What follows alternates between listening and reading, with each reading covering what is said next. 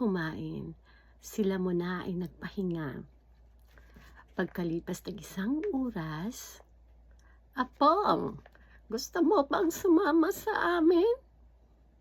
"Saan po kayo pupunta, Lola Tikya?" "Mag-harvest tayo ng gulay para meron din kayong maiuwi." "Talaga po, Lola? Sige po." Masayang-masaya si Ana habang sila ay nag-harvest ng mga gulay. "Lola, ang sarap pala sa pakiramdam kapag may sariling tanim."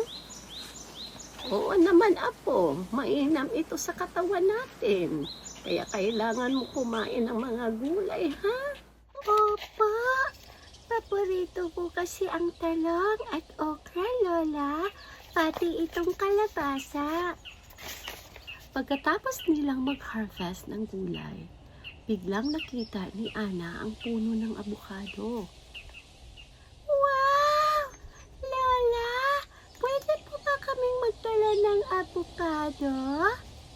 Ang sarap kasi lagyan ng asukal." "Oo naman, Apo. Gregor, ikaw na ang bahalang umakyat sa puno.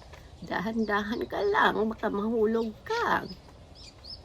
"Oo, Nanay. Ako na ang bahala mag-harvest ng abukado." "Gregor, mag-ingat ka sa pag-akyat, ha?" "Oo, Bella. Huwag kang mag-alala. Expert ako dyan." "Talaga lang, Tatay, ha? Ingat ka, Tatay. Baka mahulog ka." Tuwang-tuwa si Ana dahil isang sakong abukado ang nakuha ng kanyang ama. "Wow! Ang dami mong nakuha, Tatay." "Swerte kayo dahil tagbunga pa ng abukado. At nagkataon na hindi pumunta si Alicia. Bala kasi niyang bilhin para ibenta sa palengke." "Talaga po, Tatay? Buti na lang hindi pumunta si Aling Alicia." "Tatay, wala ka bang balak kumuha ng tauhan para katuwang ninyo dito sa bukid?" "Kaya ko pa, anak. Huwag kayong mag-alala sa akin." "Lalo mong pababayaan ang sarili mo, ha?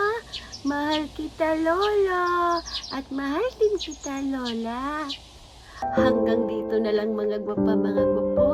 Abangan!